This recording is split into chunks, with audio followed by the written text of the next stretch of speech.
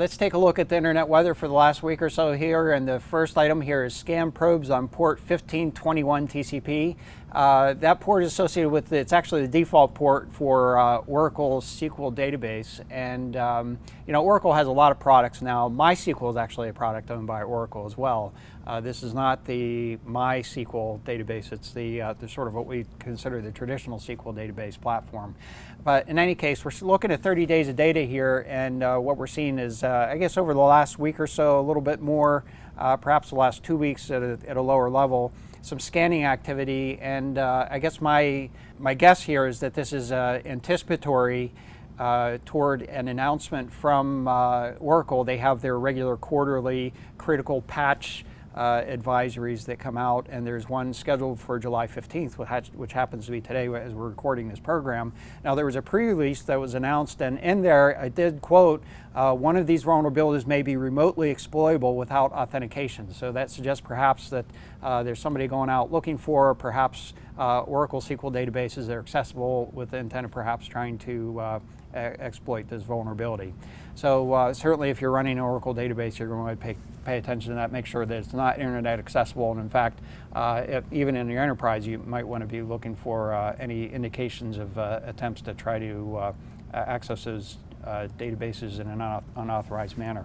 We see 1521 get scanned just about at the time that these patches come out every quarter, and as you said, today is the day that Oracle's scheduled to release those patches. I haven't seen them yet, but they're patching 113 vulnerabilities across all of their products, and the highest CVSS scores were the Oracle database and Java, and then MySQL was a little further down the list. So, I think you're right. I think this is probably in anticipation of that vulnerability that they mentioned would be exploitable without authentication. Folks are trying to figure out which servers might be vulnerable before they can reverse engineer the patch and figure out what the vulnerability was. Right, and we shouldn't rule out the possibility that some of the scanning was actually, with good intent associated with it. But I will point out that most of this activity is actually from a very small number of sources in China. There,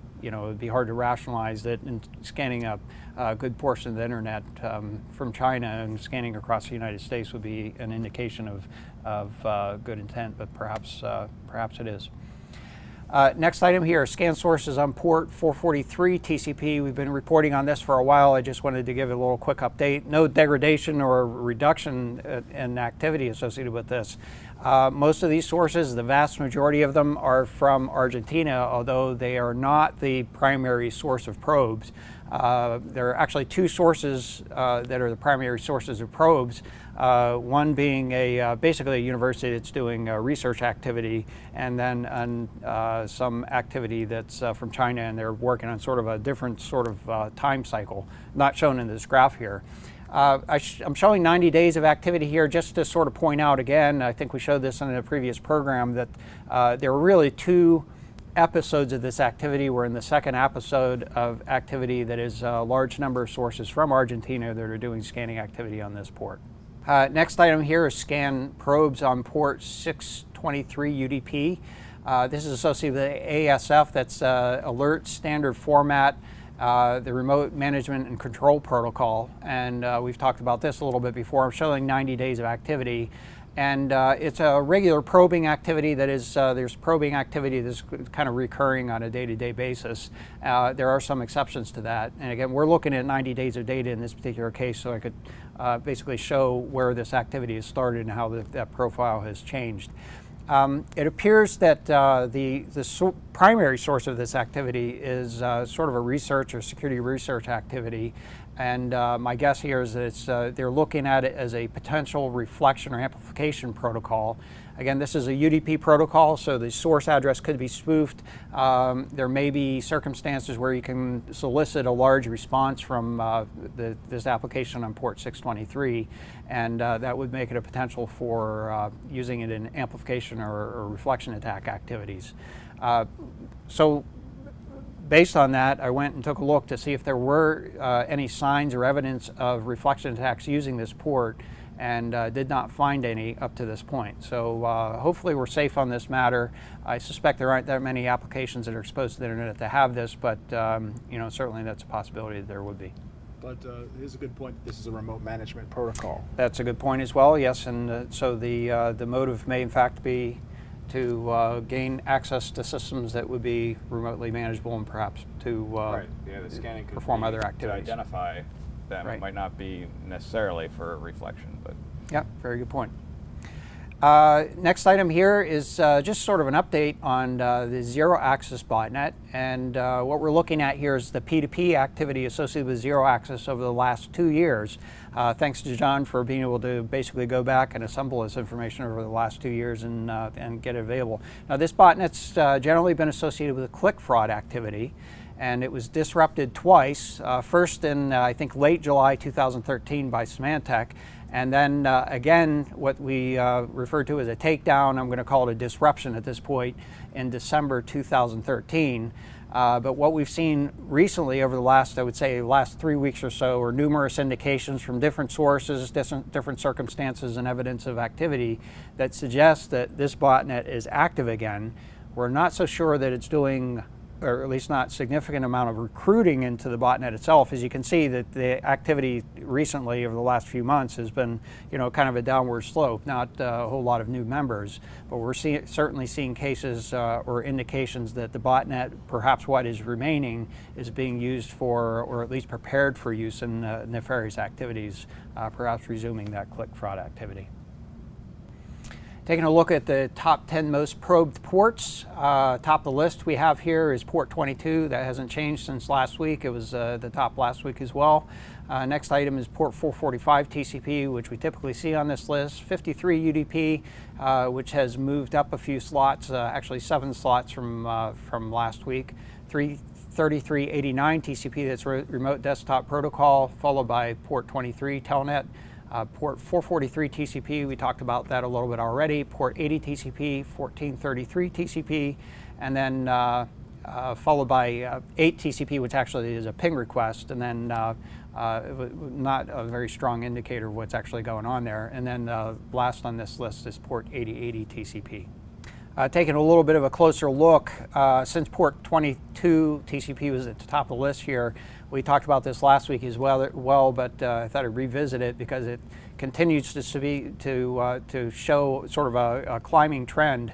Looking at the last year of activity on port 22, since about November last year, actually the trend line here starts around November 17th or so, and up to present day, it seems like we've seen a significant increase in the activity on this, more than a 5-fold increase, perhaps closer, depending on how you draw the line, closer to about a 10-fold increase in general activity.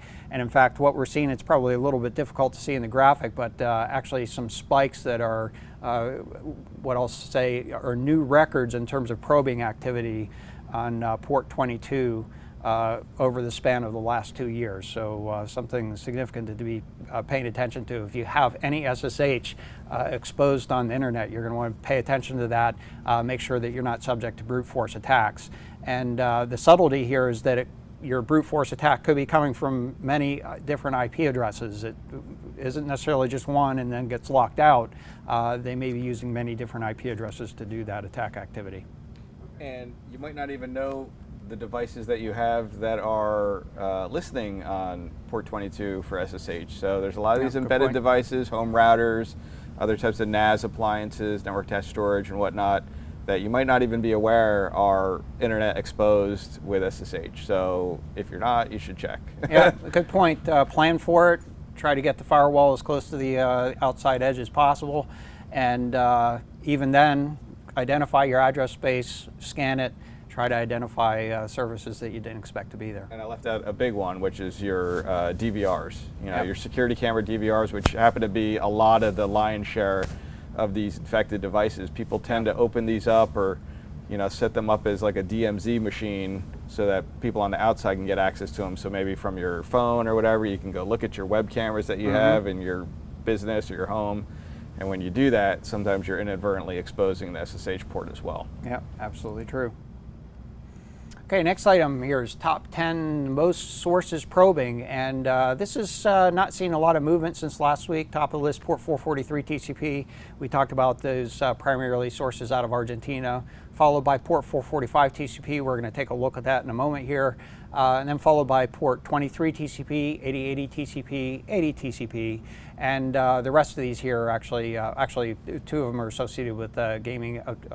John, you keep correcting me on this. Port 3128, that was associated with gaming. That's yeah, Squid there's Proxy. a Squid Proxy. Yes, Yeah. thank you very much. And then followed by port 8081 TCP. So taking a look at again the last 2 years of trending activity associated with scanned sources on port 445 TCP.